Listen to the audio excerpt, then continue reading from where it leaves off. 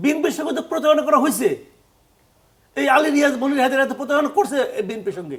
আমার ঐক্যমত্য কমিশনেরই নিয়ত নিয়ে সন্দেহ আছে। জাস্ট আকাম করে থুয়ে গেছে, তারা করতেছে, ইচ্ছা করে করতেছে। আমি যদি একটু রিফ্রেশ করি যে ঐকমত্য কমিশন যেই সুপারিশ দিয়েছেন জুলাই সনদ বাস্তবায়নের জন্য, সেটি আসলে এনসিপির দাবি মেনে নেওয়ার জন্য সেইভাবে করে রিফর্ম করা হয়েছে, আপনি কি সেরকম মনে করছেন? সরকার এনসিপির দিকে ঝুঁকে পড়েছে। আমি শিওর না, মানে আমি এক্ষেত্রে মনে করি যে আমার ঐক্যমত্য কমিশনেরই নিয়ত নিয়ে সন্দেহ আছে। মানে এই সারপ্রাইজগুলো কেন আসলো? এই সারপ্রাইজ না, এটা ওনাদের মতলব। এই ঐক্যমত্য কমিশনের মতলব এটা। আমি ঐক্যমত্য কমিশনের শুরু থেকে এরা আমি পক্ষে না, তো আমি জানি এরা এই আকামগুলি করবে। জাস্ট আকাম করে থুয়ে গেছে, তারা করতেছে, ইচ্ছা করে করতেছে। এটা আওলা বাজাবে, বাজায় এনে নির্বাচনে মানুষের মধ্যে অনিশ্চয়তা তৈরি হবে।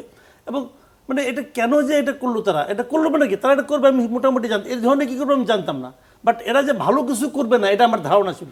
কারণ আমার কাছে প্রথমেই মনে হয়েছে, আপনি যদি প্রথমেই সিদ্ধান্ত নিয়ে থাকেন যে আপনি কি করতে চান, তারপরে এতগুলো লোকরা আপনি বসাইছেন, তাদের মাথা দিয়ে আলটিমেটলি কিন্তু আপনার মাথার মধ্যে এটি আছে যে আমি ওইদিকে নেওয়ার চেষ্টা করবো, নিতে পারলে পারলাম, না পারলে যতটুকু পারলাম, ওই মানে ঘুরে ফিরে কিন্তু এক জায়গায়। এই আলী রিয়াজ সাহেব তো এই সরকার আসার পরেই তার একটা ফর্মুলা, সে এসে নিয়ে তো একটা থিওরি দিলেন যে এই সংবিধান রাখায় পরিবর্তনও করা যাবে না, সংস্কারও করা যাবে না, সংবিধান পুনর্লিখন করতে হবে। এই প্রজেক্টে উনি এখানে আসছেন, আসার পর তারপরে আবার পাইছেন বিরাট দায়িত্বটা। হয়তো উনি করতে পারেন নাই, অন্য অন্যদের চাপে পারেন না, বিভিন্ন পলিটিক্যাল পার্টি চাপে পারেন না, বাট উনি পরিশীলিত ভঙ্গিতে ওনার প্রজেক্টে উনি ছিলেন এখানে, এবং এটা উনি ভালো করেন এই কাজটা। এই যে এখন যেটা হয়েছে, এখন কি হয়েছে, এখন তো আপনার সংবিধানটা কীভাবে সংস্কার হবে এটা নিয়েই তো একটা মানে একটা গোলমাল পাকিয়ে গেছে।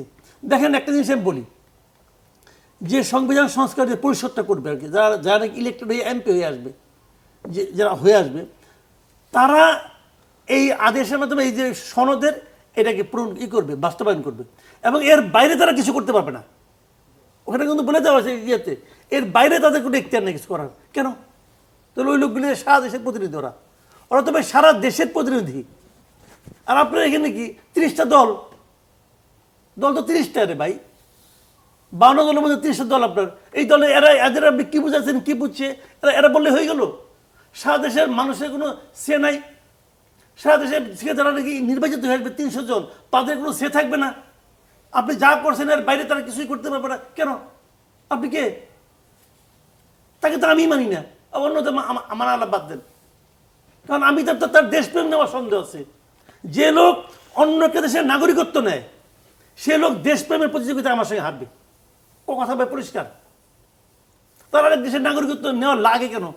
কেমন লাগে? কারণ সে এই দেশটাকে তার বসবাসের যোগ্য মনে করে না, এই জন্য সে এক দেশের নাগরিকত্ব নিচ্ছে। ঠিক আছে, তখন বলবে যে আমি আওয়ামী লীগের চাপে গেছিলাম, অমুক গেছিলাম। ঠিক আছে, আপনি এখানে আসছেন, ওই নাগরিকত্ব ছেড়ে আসেন, তাহলে আমি বুঝবো না আপনার মধ্যে এই দেশের প্রতি ভালোবাসাটা আছে। সে তো শুরুতেই ডিসকোয়ালিফাইড, তার তো নিয়ত খারাপ। এবং যখন সে আমেরিকার নাগরিকত্ব শপথ দিছে, তখন সে বলে নাই ওখানে যে উনি পরবর্তী সময় আমেরিকার স্বার্থ সংরক্ষণ করবে, বলে নাই তো। তো সে এটাই করতে আসছে, সে তার সঙ্গে মনির হায়দার একই জিনিস। তবে এগুলি করে তো লাভ নাই। তো এখন এগুলি আমাদের দেশে উনি আমাদের প্রধান উপদেষ্টা উনি বিদেশি লোকদেরকে পছন্দ করেন, এদের খুঁজে পাবে।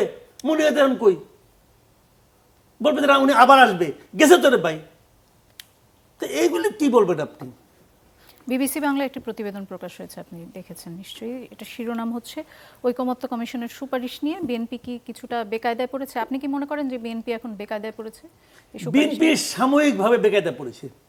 বিএনপি যদি তাদের অবস্থানটাকে জনগণের কাছে ক্লিয়ার করতে না পারে, তাহলে তাদের বিরুদ্ধে যে ওই অভিযোগটা উঠেছে না যে তারা সংস্কার চায় না, এটা কিন্তু এস্টাবলিশড হয়ে যায়। এটা কিন্তু বলছে, দেখেন যারা বলছে যে বিএনপি সংস্কার চায় না, তারা কি জানে না বিএনপির আপত্তিটা কি কারণে?